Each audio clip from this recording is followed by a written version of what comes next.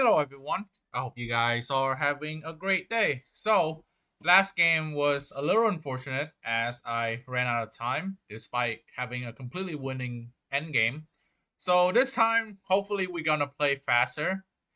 Playing slow and flagging is just part of chess. That's why you always have a clock so you can learn how to manage your time on top of managing your game. So, let's go ahead and get started and let's try to play faster. Okay, so we got aborted. Okay, so they probably see a question mark and just abort right away, but that wouldn't stop us. Okay, okay, so we have a French defense. So we are going for the KIA's attack, the KIA right away. The KIA being the King's Indian attack. Let's see what our opponent's doing. It seems that our opponent is already a little bit frustrated because we are not playing the mainline French. So, okay, this is very interesting.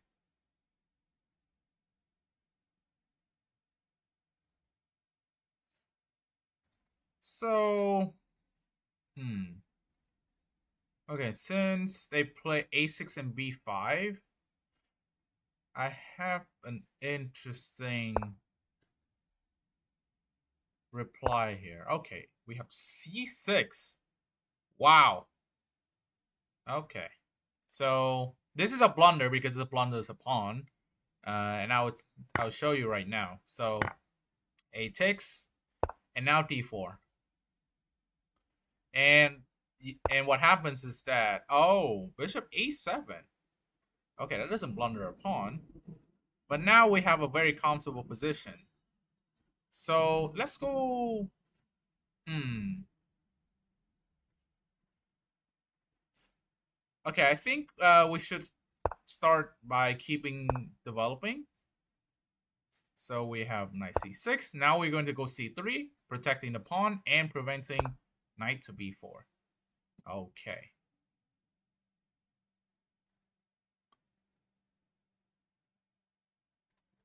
Hmm.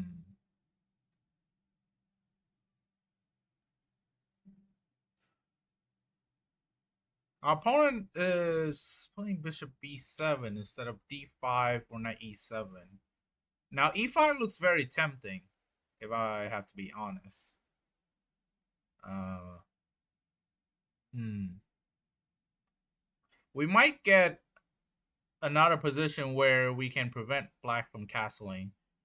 I mean, d5 is just a very tempting move. All right, let's calculate really quick again. We're not gonna take too long. If d5 doesn't really give us any concrete advantage, then we probably won't play it. d5 takes, pawn takes. The only sensible move is, I mean, knight a5 is sort of a sensible move. Actually, no, knight a5 we just go queen e7, and queen can't block because queen is protecting this. But king f8 is a move, and now our pawn is hanging. But then we could go d6 then. So because the thing is, if we don't go d5 and we just castle here, black can go knight ge7, and now suddenly black position is fine now. So I think I'm going to go for d5. And we're going to take. If knight e7, okay, so that's also a move as well. Um, hmm. Oh, I did not expect the check first.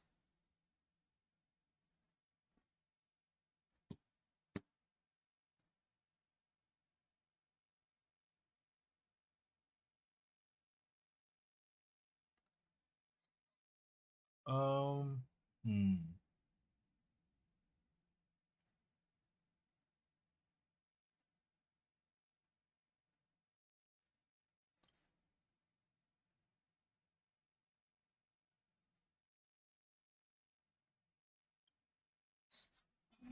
I think I'm. So I don't want to trade queens because we already committed to d5, and our pawn is currently going to be really weak. So I think what I'm going to do is I'm going to drop my bishop back to e2, and I'm going to try something. I'm going to sacrifice this pawn to go to exploit a weakness.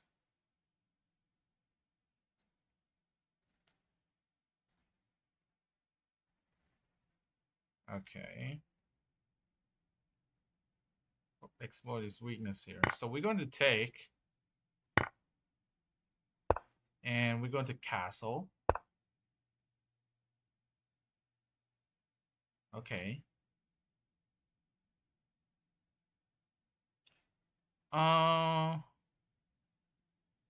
Hmm. We're probably going to lose a pawn. Are we going to lose a pawn? Probably. We are probably going to lose a pawn here. The problem is, well, actually, bishop b5, queen takes e5. We have rook e1 followed by bishop f1. It's actually not like the end of the world.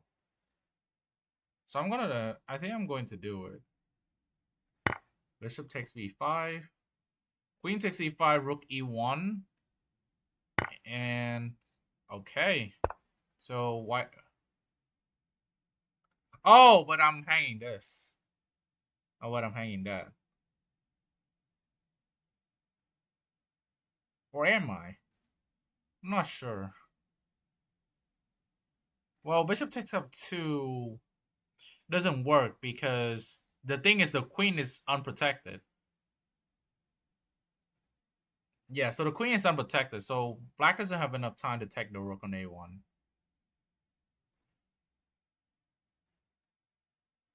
And I will show you what I mean after the game. After queen takes e5, so then we get rook to e1 check, and then bishop f1.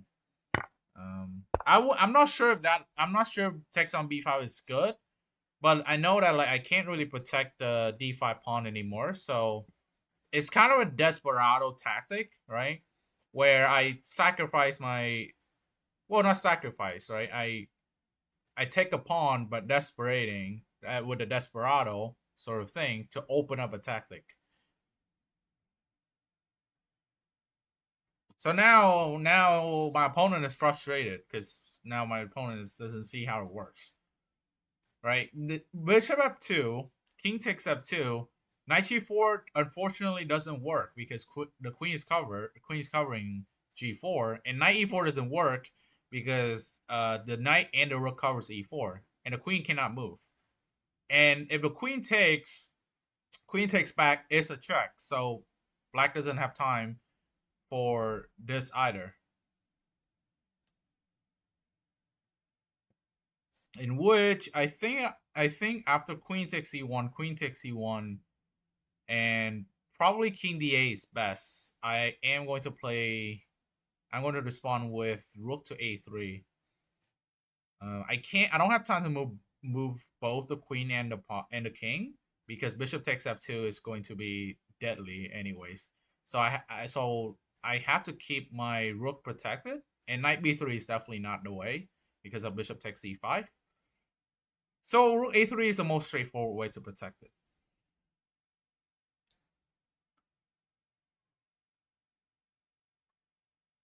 But yeah, king. Actually, the game is not over, even though we win the queen because we're giving up a rook and a bishop for it.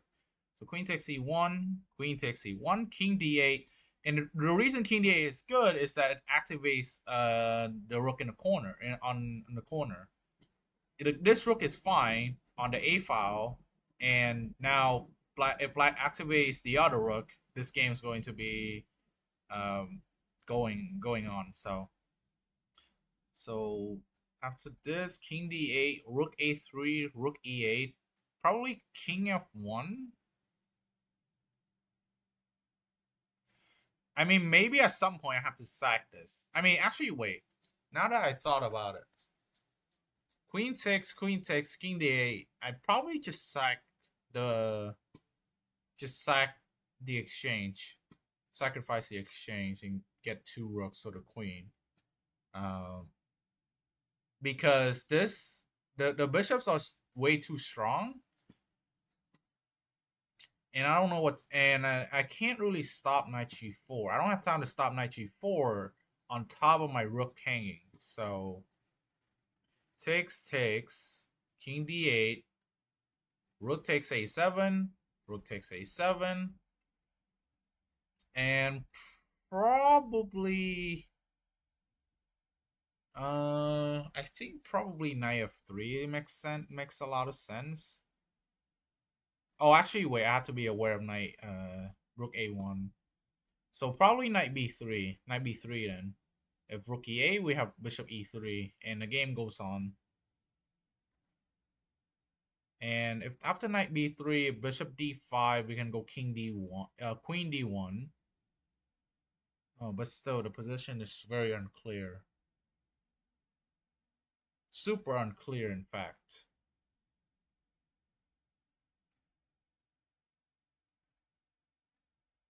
Oh, well, now that I'm looking at it, this is not so good. Queen takes e1. Wow. I think black is actually better in this position. Okay, that's fine as well. Um, hmm.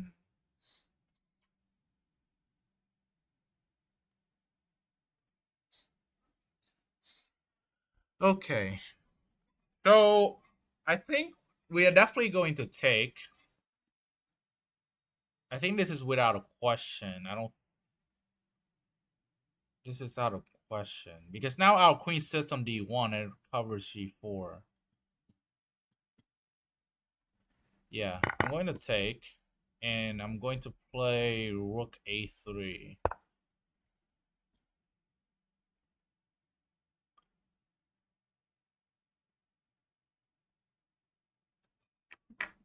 So, okay, we have castles. Castle. So, hmm. So now let's try to get this bishop out, right? And neutralize this diagonal. So let's play knight f1 first of all.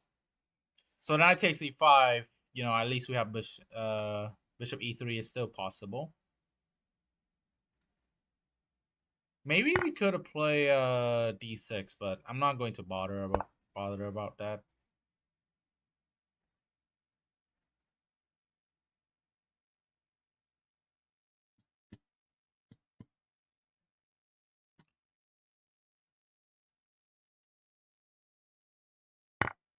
Okay, bishop takes. Now the question is, do we want to sacrifice another pawn in order to keep this going or not? Well, knight takes e3 also attacks the bishop, so rook a8 is most likely going to be played. Um, hmm. Then maybe queen e1. After queen e1, then we just drop the rook back and we play on the. That seems reasonable. We're going to take on e3, rook a8. We can't really attack this pawn because of back rank issues.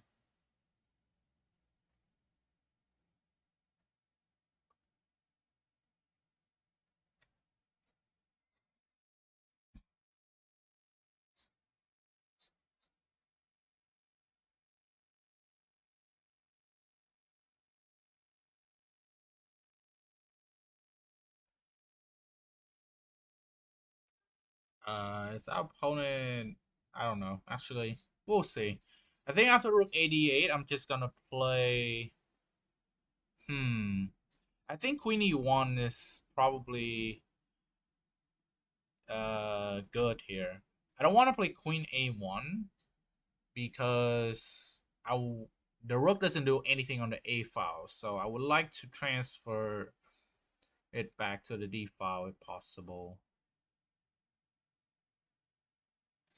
For not oh, I realized I can't play rook a1 uh right after rook 88. Rook 8 after rook 88, I think I need to take the bishop first.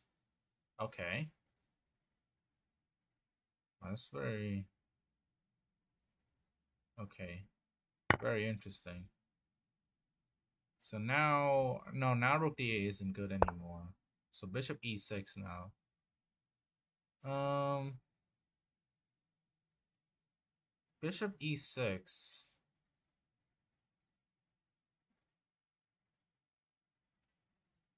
Well, in that case, I think in that case we're just going to play f3. F3 is particularly good in this case because it stopped the knight from going to either f4, e4, or g4. Whereas, and it also creates a window for the king, of course. Whereas if we play h3 in this position, the knight can still jump to e4. Okay, rook to c8. Mm,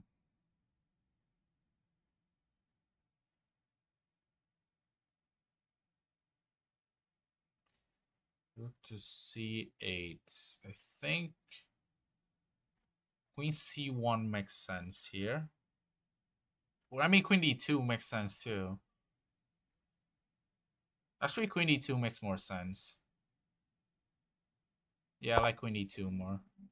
Queen d2 or queen c1, I think both are fine because with the goal of just putting the queen on b2, I think this is good. But queen d2 is a more flexible move because the queen on c1 clearly indicates that I'm going to b2, whereas queen d2 I still have more scope on this file. So queen b2, how does friend? I don't know. So now let's go queen b2. I'm a little curious on how uh black's going to defend the b5 pawn, or my white might actually. Well, black has to defend it, right? Not quite, but okay. So what that allows a pass pawn first of all. So c4 is tactically winning here. a4, I was thinking about a4 just because it gives a pass pawn simply. However, c4 allows a discovery on on the e5 pawn, and c4. If black goes bishop d7, then we can take on e5, and then the I think I'm going to go for c4. I don't have much time left, so I can't really explain my whole thought process. But yeah, that's what's going on. And yeah, queen takes e5, rook to e8. Okay, but he's panicking because he's just running out of time. And we're just going to pick up the rook and the pawn, and this game should be over.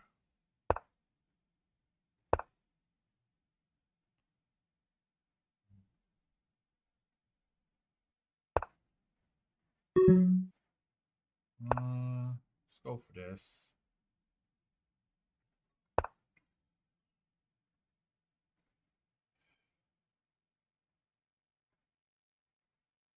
Okay, I'm just going to take f7. Make it simple. I don't want to. I don't want like f6 shenanigans.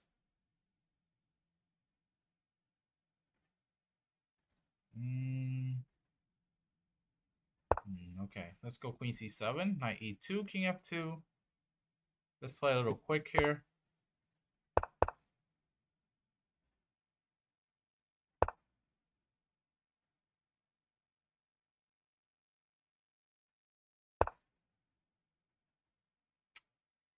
Um, let's aim for checkmate.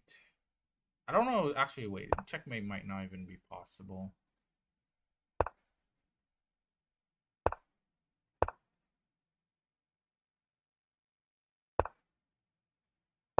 Yeah. Oh wait, no, I can't pre-move that. Yes, he was he was relying on me pre-moving. That's not good.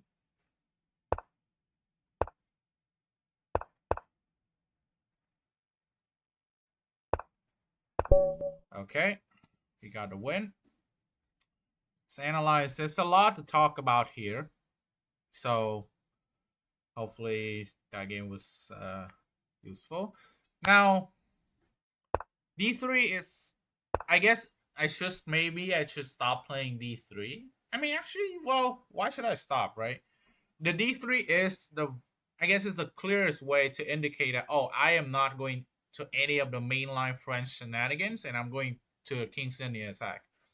The problem with Knight F3 is that after D5, well, you kind of have to take, or go E5, in which E5 C5, and E takes E5 is just an exchange French, which you don't want. You don't really want to play that. Just boring. So D3, and after D5, the main line goes knight to D2, knight to F6, knight to F3, C5, G3, and here, as you can see, I'm starting to set up a King's Indian attack type of structure. So this is a King's Indian structure for white. So, and here be I think the remove is C3, and then maybe B5 goes along the line. But we didn't get it this game, so I'm not going to go too much into this. Maybe we'll probably get this in a different game in which we'll take a deep dive into this. But our opponent respond with bishop c5, which was a little bit weird. But he's saying that if you play knight d2, now the bishop is just aiming at on f2. So it's like, oh, we might play queen f6 and all that stuff, which of course is not good, but you know.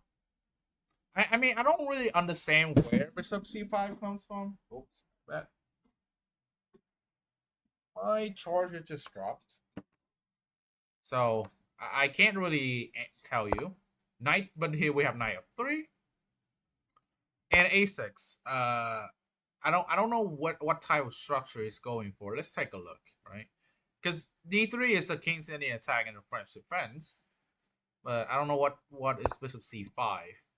Because after knight f3, I was thinking we might go d5, which is like, okay, fine, nothing wrong with it.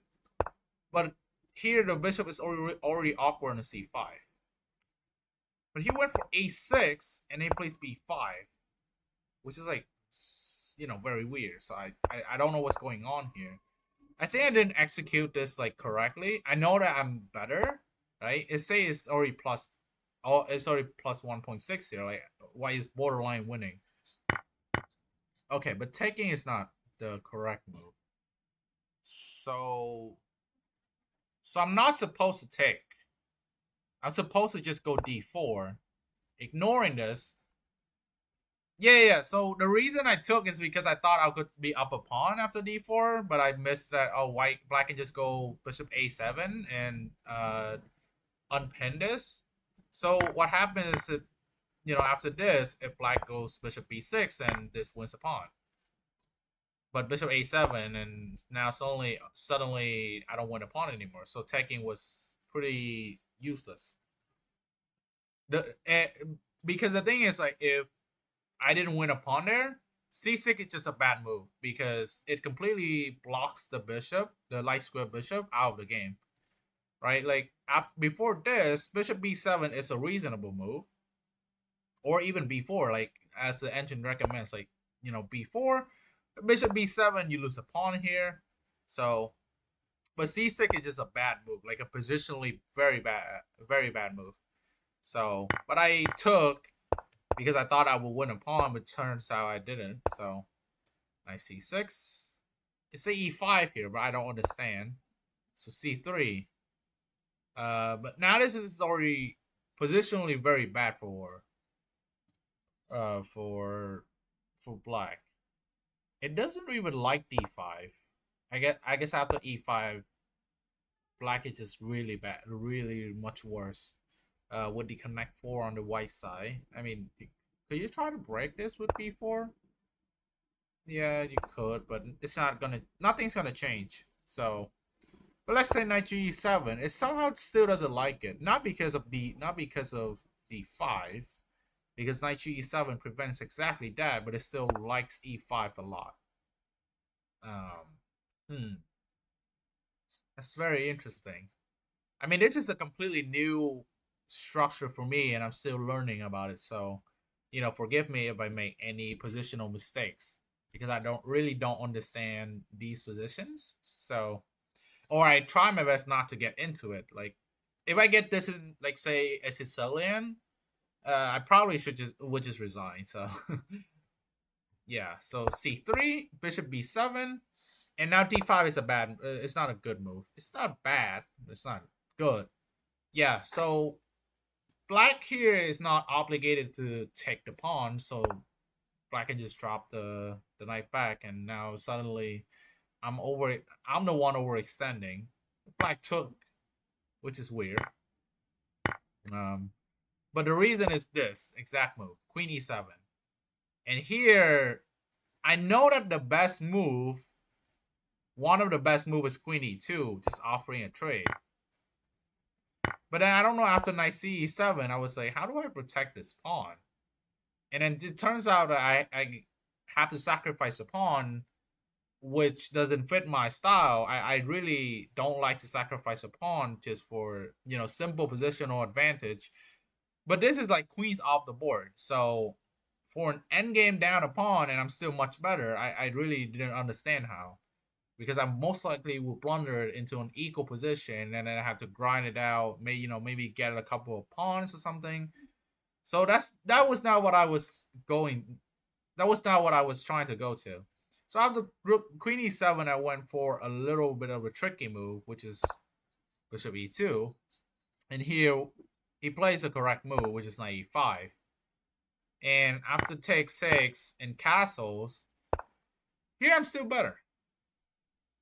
Note here that Queen takes e5 is not possible because of Bishop f3. Here you thought that, you're threatening a checkmate in 1, but that's a 1-move threat, and Bishop f3 wins the game on the spot. So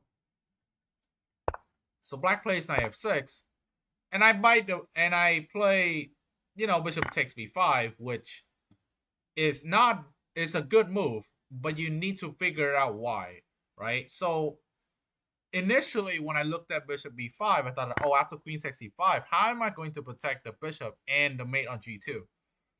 Well, it turns out I have rook e1 check, and after king d8, I have bishop to f1, and now I gain the pawn back without losing too much. So that's what happened. But he missed it, and he thought that I would just sack him for fun or something, and then I went rook e1, and he thought for 4.5 minutes just to go d6, which is not even like, it's the second best, of course, but the best is to take on e1, and after queen takes e1 and king d8, and suddenly this position is not so easy. Now, the engine likes my plan of going rook a3, but after rook e8, I wasn't sure where I'm going with this. Yeah, so I had to go back queen to d1 just to cover g4. Let's say that I go queen f1, knight g4. Now I can sack this. Now, can I just sack this outright? Yes, I can. Yes, I could. But the problem with sacking right away is that after f3, there might be something like this along the line. So I didn't really like it, and because I couldn't really calculate further, so I just kind of it didn't really cross my mind afterwards. So after rook a3 here and here, yeah. But why is this good for? Why is this good for white? So rook takes h3, knight f6, queen takes b5. Oh, because the threats over here. So if rook e1, king h2, well, you can't take this because the rook hangs after queen b6. Rook to a1, and queen b6. Is queen b6 a good move? Yeah. Queen b6 is good. If king c8, no, d6 is not the move here. Knight c4. Oh my god. Yeah. Of course, I didn't really see any of that, so I was really happy when he didn't take the rook. So because after this is much easier to play. I could just play rook a3, and now they're like, oh, okay, there's no issue.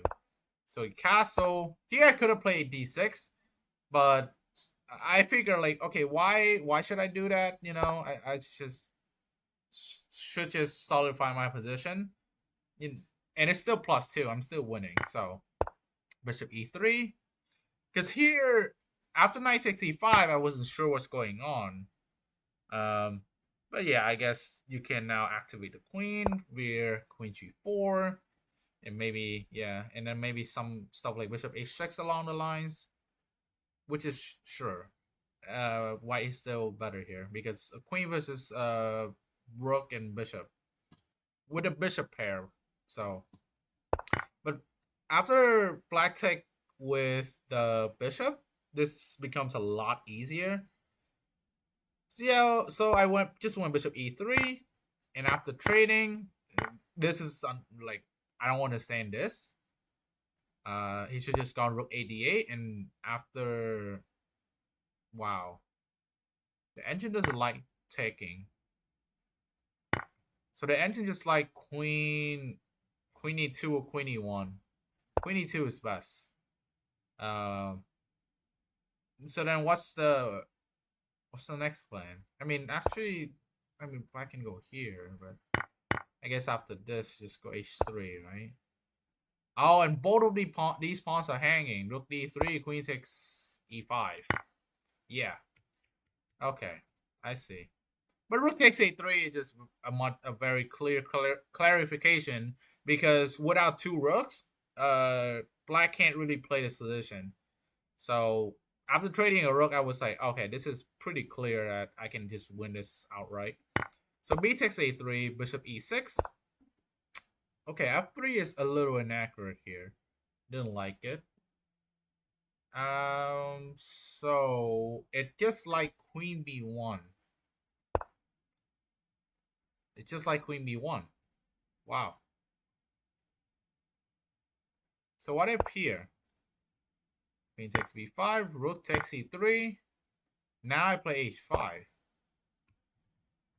And if black protects, a4. So now it wants to attack right away. I guess I was underestimating my knight because I couldn't figure out what this knight is really doing other than being a defensive piece. But I realized that it's a very good defensive piece because it protects d1 and protects me. So I should have just gone for the pawn right away. Let's say black protects with this. Now we play h3. And the thing is, the queen on b1 covers the knight e4, which is why I don't have to play h3. F3. Wow. Okay. After rook c8, queen b4. Yep, this is the ideal square for the queen. Very, very strong square.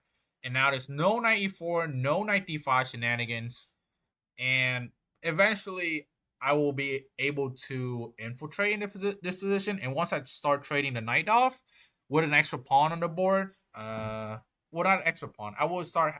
Once I start like trading knights, then these pawns will be a lot weaker. So maybe I can. There will be some tactics involved. So, but okay. After f3, just preventing knight e4, rook c8, queen d2. So all these moves are fine. Queen b2, and now here, yeah, queen b8, rook b8 is just bad because of c4. It fails with the tactical issue. So here, bishop d7, after queen takes e5, the last resource that black has is rook to e8. But here I can just respond really simple with queen e4 or queen c5. But I guess queen c4 was much better. Oh yeah, queen c4 d4 is much better because queen c5 is rook c8. Well, not really, but yeah. I mean, here's the same. Isn't this the same? No, it's not the same because the queen is on d4 is a much better piece. It's a much better piece than the queen of c5. Okay. Uh, but yeah. So, but our opponent then was panicking because of time scramble. I mean, he had a minute. It's not like a. I guess it's not a lot for a 1900 to handle. So he just blundered a rook, and then from here, we just convert the win. Basically convert a win. Took me a little bit, because my ability to convert the games into a win is not. It's good, but it's not quick. Like I always go like the how do I say it, the secure and easy way to win. I don't go for the fastest way to win. So because sometimes I go for the fastest way and I just start blunder. So yeah, I think overall that was a very weird French game. So hopefully I will get an actual French against King's Indian attack game. And yeah, thank you so much for watching. I hope you guys enjoy, and I'll see you in the next one. Peace.